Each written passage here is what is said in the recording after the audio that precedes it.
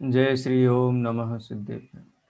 नमो अरहन्ताणं नमो सिद्धाणं नमो आयर्याणं नमो वज्रायाणं नमो लोये सवसाहूणम्। मंगलमय मंगलकरण वीतराग विज्ञान नमो ताहि जाते भये अरहंतादि महान। करि मंगल करि हो महा ग्रंथ करन को काज या ते मिले समाज सब पावे निज पद राज। शिव उपाय करते प्रथम कारण मंगल रूप विघ्न विनाशक अगे हरन नमो सिद्ध शिव। पिछली चर्चा में यदि कोई प्रश्न हो आपको तो आप पूछ लीजिए, तब तक बाकी लोग आ जाएंगे, उसके बाद आगे बढ़ेंगे अपना। ये 9वां सेमेस्टर है, इसके बाद एक सेमेस्टर ही रह जाएगा ना, 10वां। जी सर, सेकंड लास्ट है ये। अच्छा, सेकंड लास्ट है। और साल है मोक्षार्थ प्रकाशक, समय सार और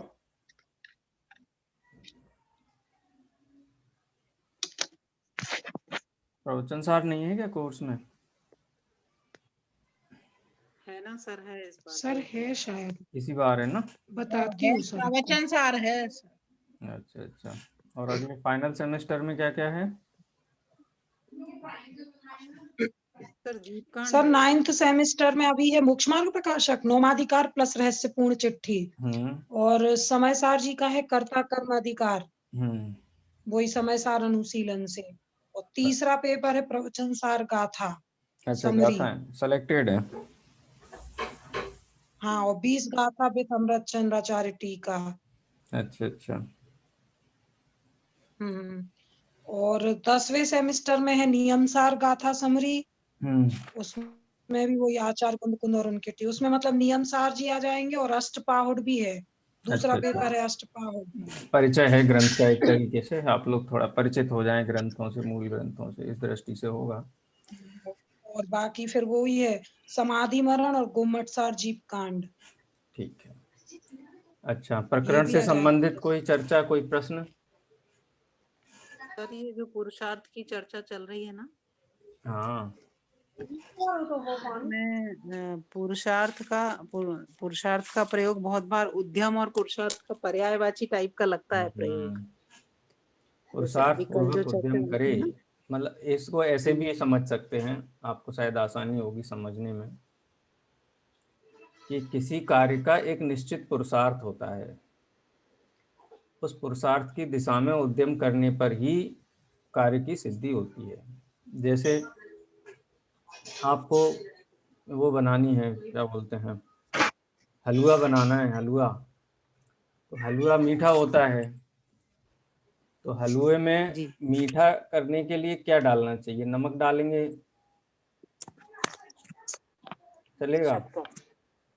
शक्कर नहीं चलेगा, शक्कर। अच्छा, नमक लेने के लिए हम 10 किलोमीटर दूर जाकर के लाएं, मेहनत करें, खूब खूब महंगा मिल रहा हो, बीच में अफवाह फैल जाती थी ना कि नमक खत्म हो गया, तो नमक 200 रुपए किलो बाजार में बिका, तो महंगा नमक हो तो फिर तो हलवे में डाल सकते हैं ना। दूर से लाया गया हो, बहुत मेहनत से कमाया गया हो, बहुत महंगा खरीदा गया हो, फिर तो हलवे में डालने की परमिशन मिलेगी कि नहीं मिलेगी? नहीं मिलेगी। नहीं मिलेगी। ऐसे ही मोक्ष का पुरुषार्थ रत्नत्रय है, और रत्नत्रय सहित उद्यम करेगा तो मोक्ष मिलेगा। देह की क्रिया करता रहे तो मिलेगा कि नहीं मिलेगा? नहीं मिलेगा। नहीं मिलेगा। क्लियर हुआ आराधना दीदी? जी सर, क्लियर हुआ। पर अभी जो कल पढ़ाया था, क्लियर तो आपने पढ़ाया था, फर्स्ट डे ही हो गया था। पर कल जो चर्चा चल रही है ना, वहाँ पे पुरुषार्थ करे। अच्छा, एक हो गया रत्नत्रय का पुरुषार्थ। अब रत्नत्रय प्रकट करने के लिए भी पुरुषार्थ, रत्नत्रय प्रकट करने का भी एक पुरुषार्थ है। मोक्ष का पुरुषार्थ तो रत्नत्रय है, ठीक है। रत्नत्रय का पुरुषार्थ क्या है?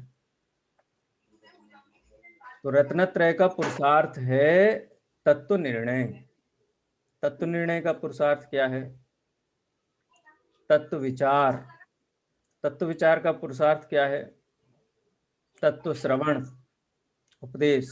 पंडित जी साहब एक ट्रैक पकड़े हुए हैं उपदेश से लेकर के और रत्नत्रय का, वो बिल्कुल भी दाएं बाएं नहीं देखते इसमें।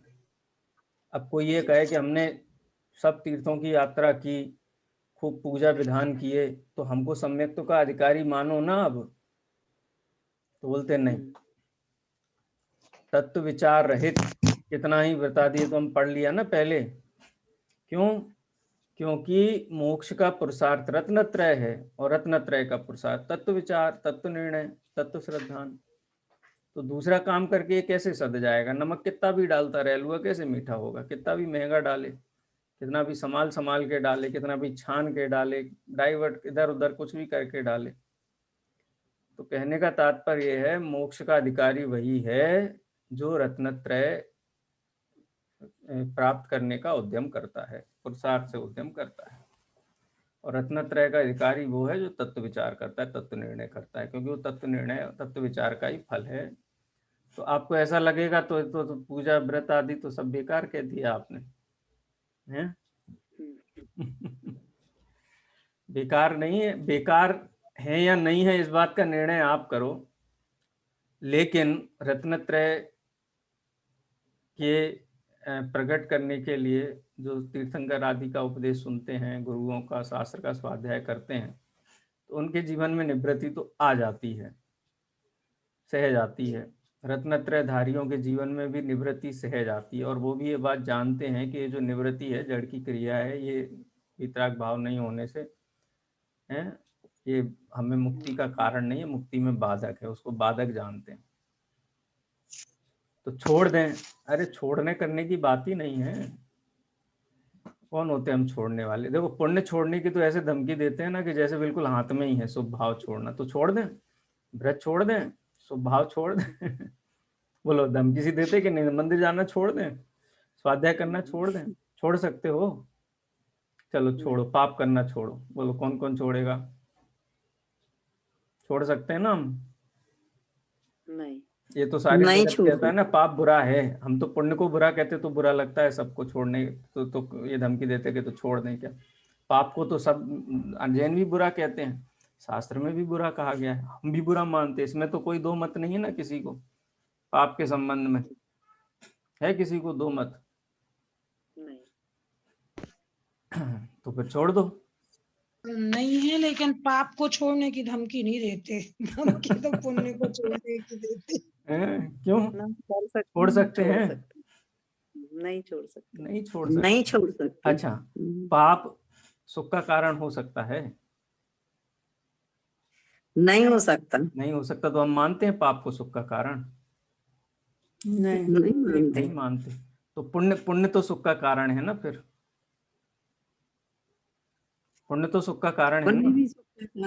सिद्ध भगवान को तो डगला बंद पुण्य का उदय होता है, इसलिए अनंत सुखी है। अनंत पुण्य का उदय होता होगा अनंत सुख के लिए उनको।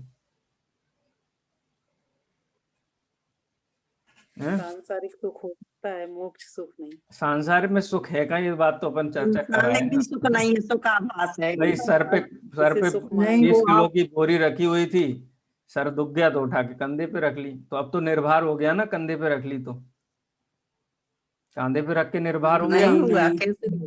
तो फिर सर का नहीं हुआ।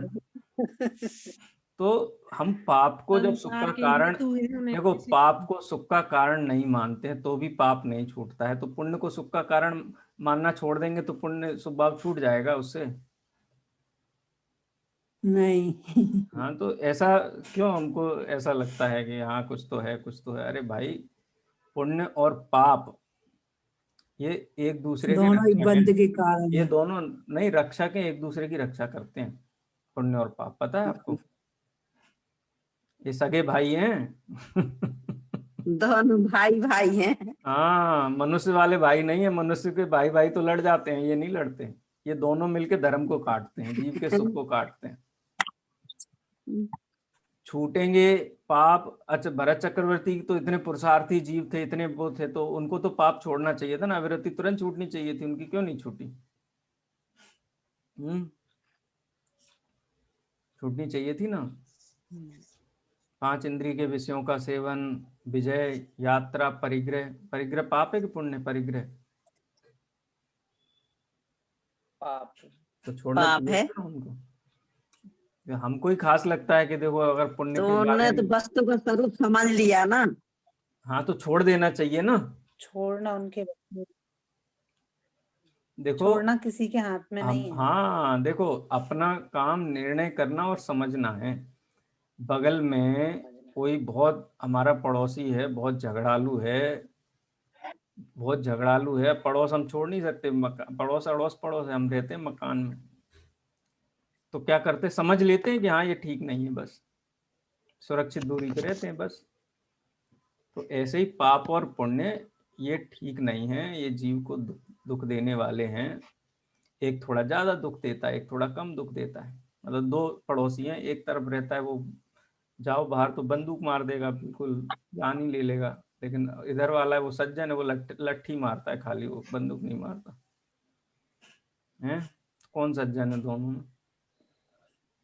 किसके पास जाना चाहिए? कोई नहीं, मारा तो दोनों ने है। तो बस एक कम मारता है, एक ज्यादा मारता है, लगता है कम मारता है, लेकिन वास्तव में वो दोनों ही मारते ही हैं।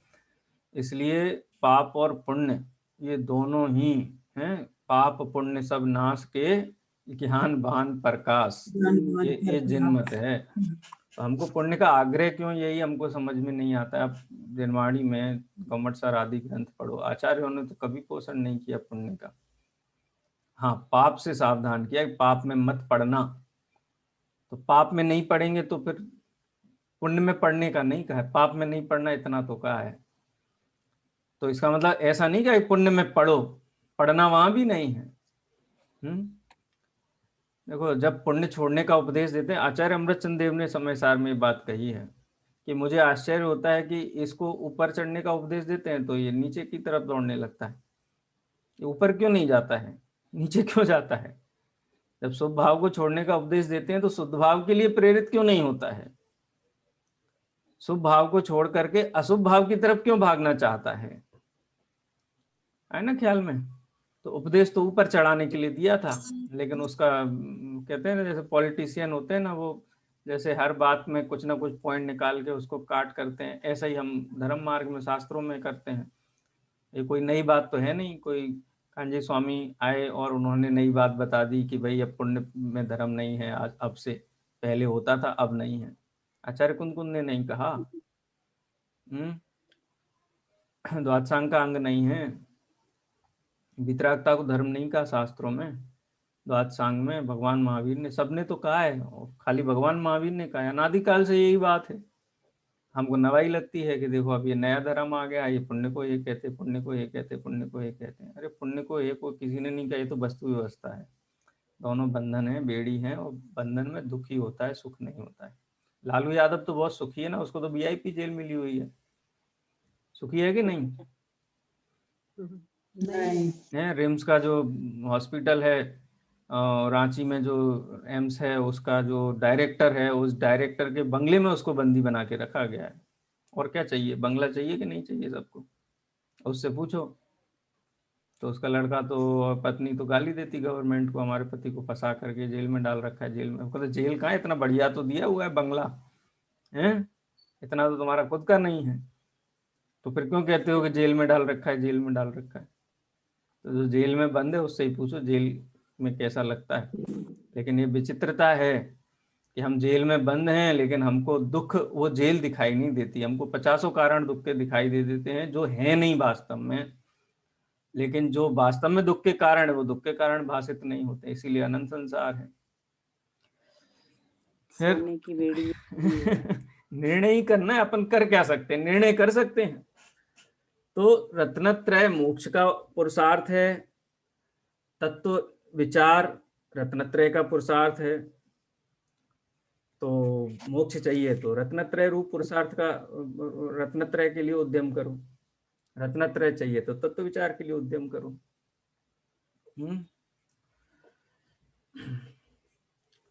चलो आगे बढ़ते हैं। अब यहाँ से टॉपिक बदल रहा है। प्रश्न ऊपर जो चर्चा की पंडित जी साहब ने, यहाँ प्रश्न है कि तुमने कहा सो सत्य, परंतु द्रव्य कर्म के उदय से भाव कर्म होता है और भाव कर्म से द्रव्य कर्म का बंध होता है तथा फिर उसके उदय से भाव कर्म होता है। इसी प्रकार अनादि से परंपरा है, तब मोक्ष का उपाय कैसे करें। आचार्य कुंदकुंद देव ने पंचास्तिका संग्रह में गाथाएं ये ली हैं दो, संसार चक्र वालम्य करके। एक जीव वो है जो संसार चक्र वाला है। संसार चक्र वाला है माने कर्म का उदय आता है या शुभाशुभ भाव करता है, मोराग द्वेष अज्ञान, उससे फिर कर्म का बंद होता है। इस प्रकार से ये पूरा जो चक्कर है, साइकिल जैसा सर्कल, कहीं उसका छोड़ नहीं आता है, घूम रहा है। पंच परावर्तन आवर्तन होता है ना। आवर्तन का मतलब क्या होता है? राउंड राउंड घूमना, सर्कुलर में कब एंड आ जाएगा? कोलू का बैल होता है ना, उसको बांध देते हैं आंख में पट्टी बांध के, वो चलता रहता है, रात भर चलता रहता है, कहाँ पहुंचता है? ऐसे ही ये संसारी जीव कर्माधीन प्रवृत्ति कहो या विकार भाव के अधीन होकर के रागादि प्रगट जे दुख देन तिन्हीं को सेवत गिनत चैन, उनका सेवन करते हुए कर्म का बंद करता है, कर्म का उदय आता है, भाव होते हैं। एक दूसरे के कारण नहीं है, लेकिन ये व्यवस्था है। राग की जो चैन है वो चैन कंटिन्यूटी में है और उसके सेवन में ये आनंद मानता है। देखो, आनंद तो अशुभ भाव में लेता है, लेकिन कहता है शुभ भाव में आनंद है। बोलो, कोई दान लेने आ जाए घर पे, जब मंदिर बना रहे 5 लाख रुपए दो, तो आनंद होता है कि कितना, मतलब आनंद होता होगा, मैं ऐसा नहीं कहता हूँ, किसी की भावना को वो नहीं कहता हूँ, आनंद होता होगा उसमें। लेकिन दुकान पे 5 लाख का जब मुनाफा हो जाता है एक झटके में, तो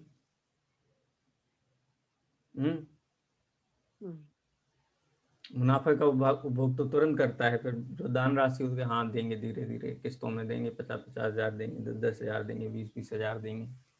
कहता तो है कि शुभ भाव में, लेकिन शुभ भाव में कितना आनंद मानता है, शुभ भाव में कितना, 1 घंटे प्रवचन में बैठने में और 3 घंटे की फिल्म देखने में, किसमें ज्यादा आनंद मानता है?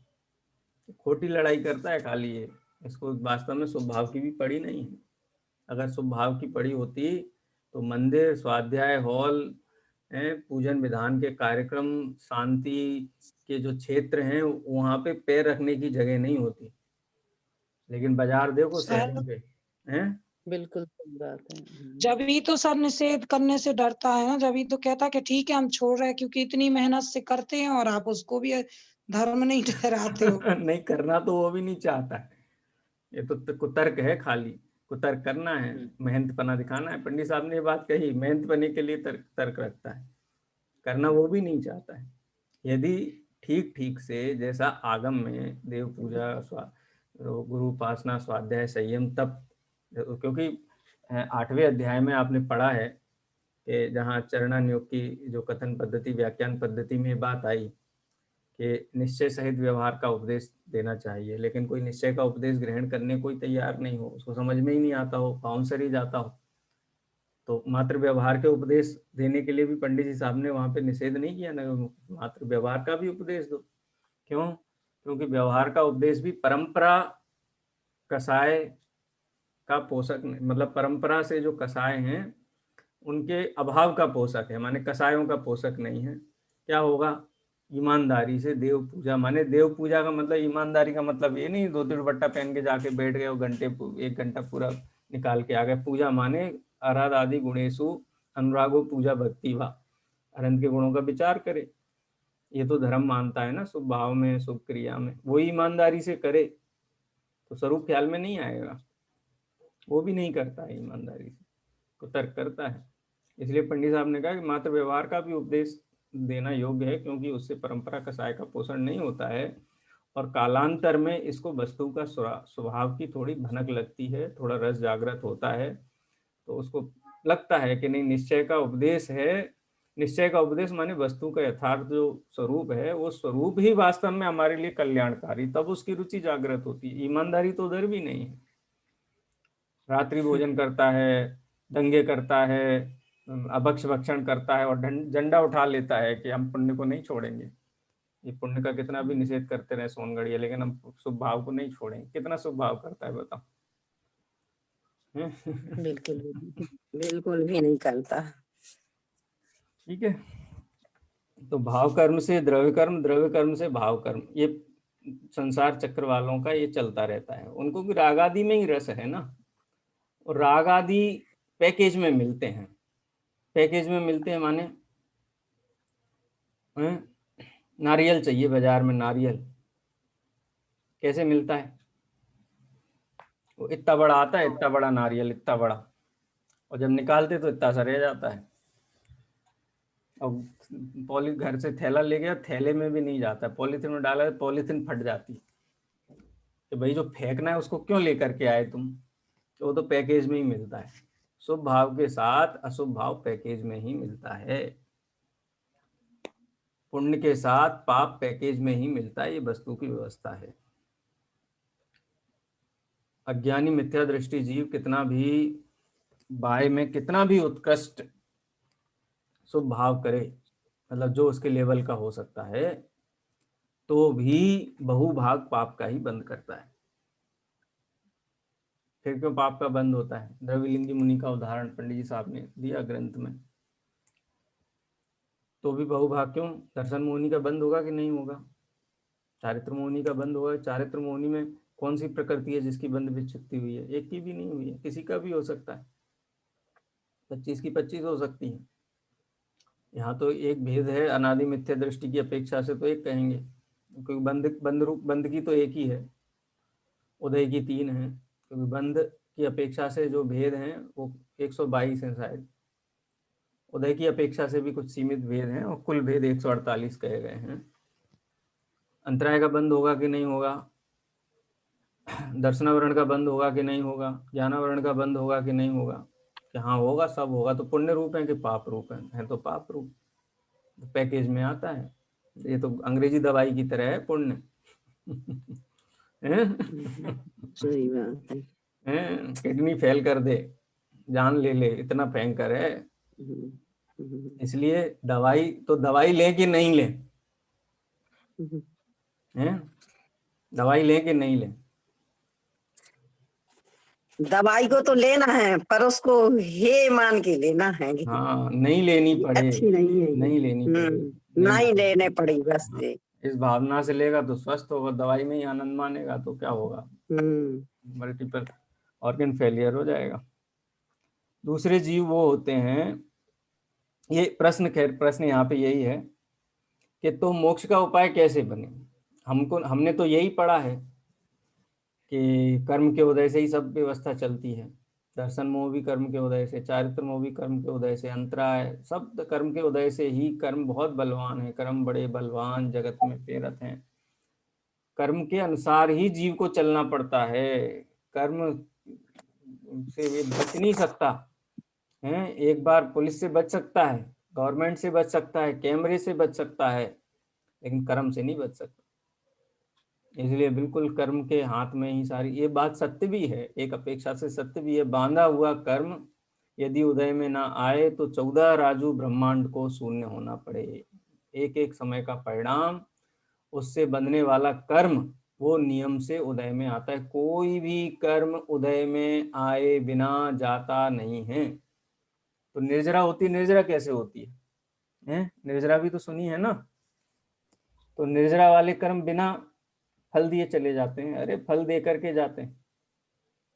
उपसम श्रेणी के काल, छपक श्रेणी के काल में पार्श्वनाथ मुनिराज क्या कर रहे थे? निर्जरा कर रहे थे कि नहीं कर रहे थे?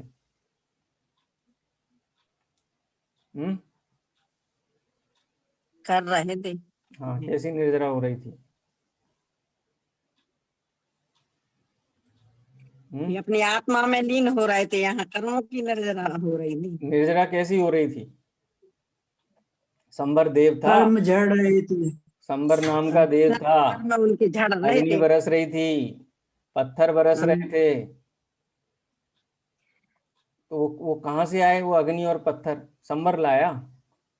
अरे संवर नाम का देव नहीं लाया, अंतरंग निमित्त की अपेक्षा से उनके उदय चल रहा था कर्मों का, पड़े हुए पाप कर्मों का ही उदय चल रहा था, उदय चल रहा था। लेकिन उसको उदय नहीं कहते, निर्जरा कहते हैं।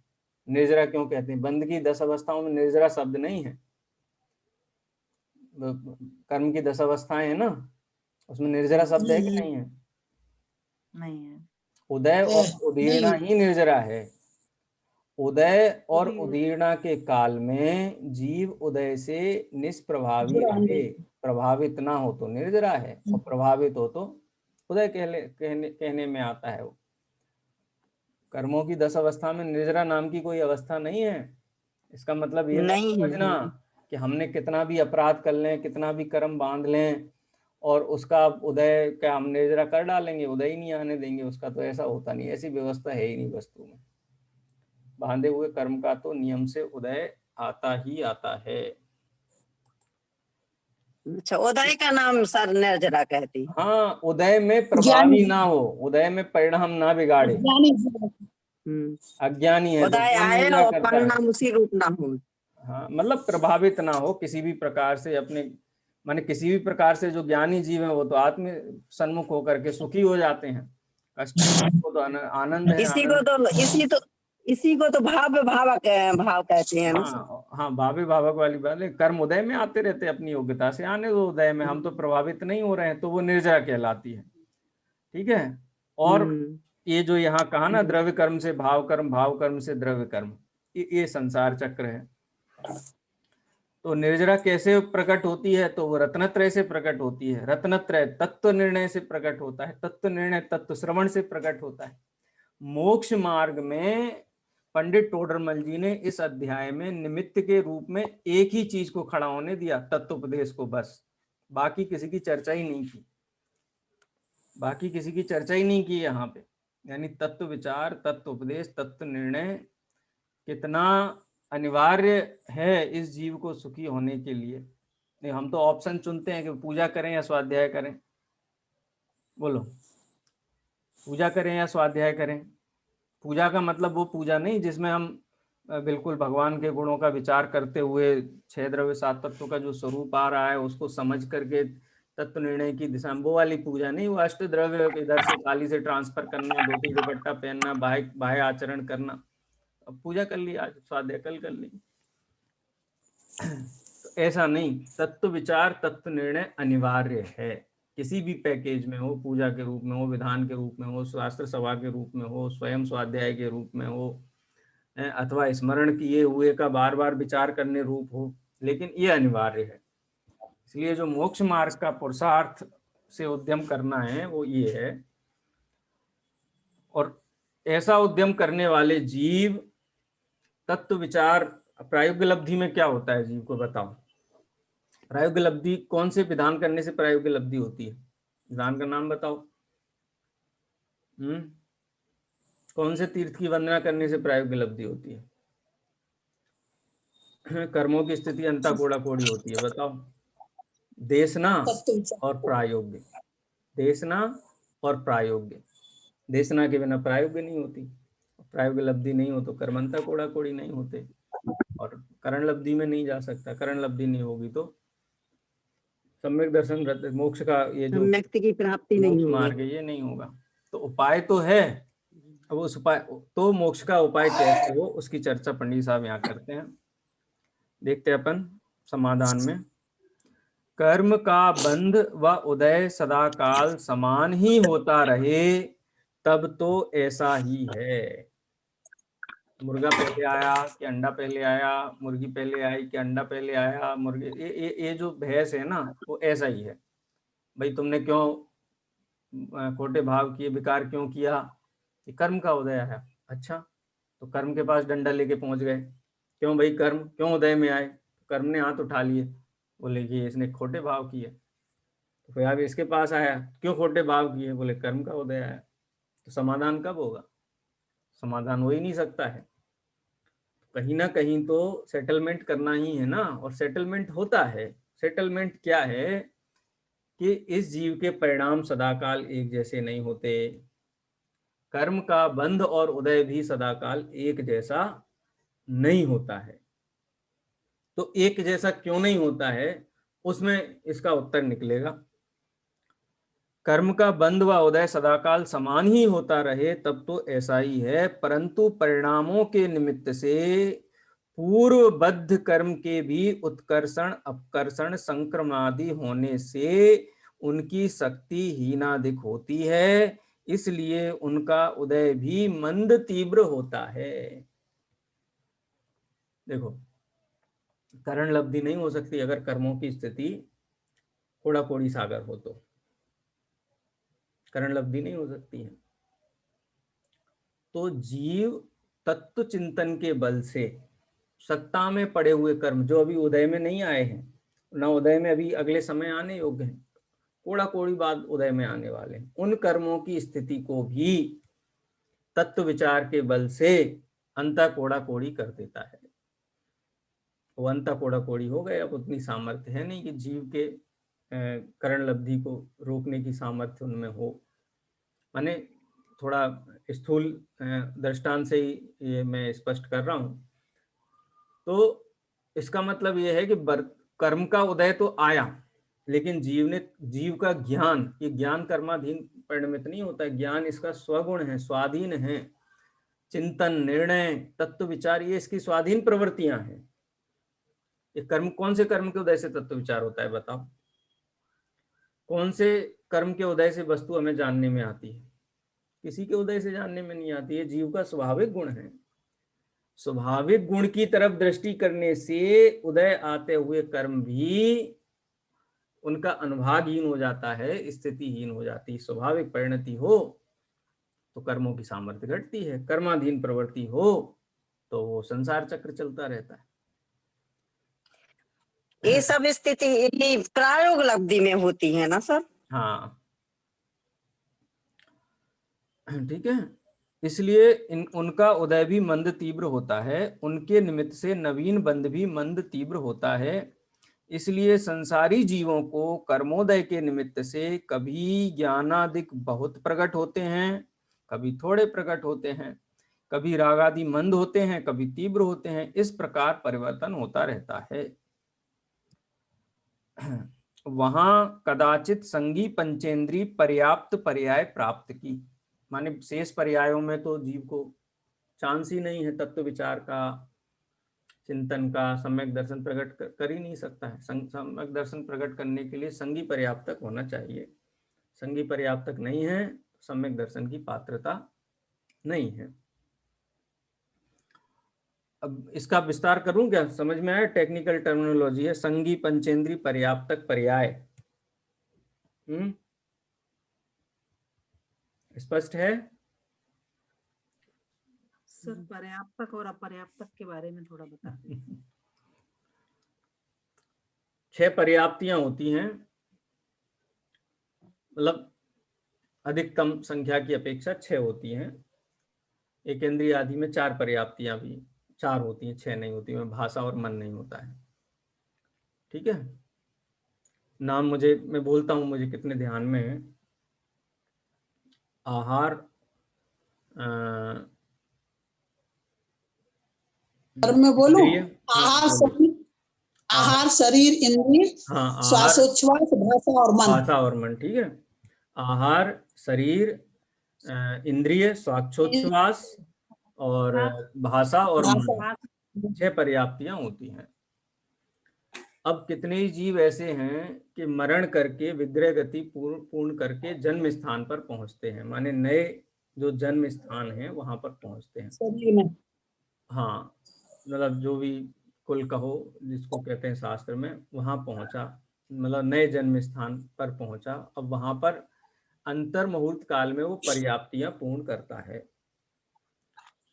जैसे सबसे क्षुद्र जीव जो हम आपने नाम सुना होगा, सूक्ष्म निगोदिया लब्ध्य पर्याप्तक जीव। सूक्ष्म निगोदिया और अपर्याप्तक, जो अपर्याप्त, हाँ लब्ध अपर्याप्तक है, वो सबसे क्षुद्र जीव है। तो इतना एक अपने तो स्थूल पड़ा है 6 डाला में, एक श्वास में 8-10 बार जन्म्यो मर्यो भर्यो दुख भार, 6 डाला में पढ़ते ना, एक श्वास मतलब जन्म हुआ, पर्याप्तियां भी पूरी नहीं हुई, जो कि अंतर्मुहूर्त काल में हो जाती है, और वो भी उत्कृष्ट अंतर्मुहूर्त काल नहीं है। तो कोई भी जीव जन्म नवीन जन्म धारण करके पर्याप्तियां पूर्ण करने के पहले ही उसका मरण हो जाए, उसको अपर्याप्तक कहते हैं। माने कोई जीव संगी पंचेंद्रिय नाम कर्म उदय के साथ में जन्म उसने लिया, लेकिन पर्याप्तियां पूरी नहीं हुई हैं, तो वो सम्यक दर्शन का पात्र नहीं है। ठीक है, जैसे देवगति का जीव अंतर मुहूर्त में ही पूरा उपवास जन्म होता है और बिल्कुल विवाह देव बन जाता है, अंतर मुहूर्त में पर्याप्तियां पूर्ण हो जाती हैं और विवाह देव बन जाता है। मनुष्य में गर्भज जन्म होता है तो गर्भ में ही वो अंतर मुहूर्त के अंदर अपनी पर्याप्तियां पूर्ण कर लेता है, लेकिन मनुष्य जीव 8 वर्ष की आयु के पूर्व सम्यक दर्शन का पात्र नहीं। ये सामान्य विवक्षा है पर्याप्ति की, चारों ही गतियों में। नारकी जीव भी अंतर मुहूर्त में पर्याप्तियां पूर्ण कर लेता है। ठीक है, मतलब पर्याप्तियां तो मनुष्य भी पूर्ण कर लेता है,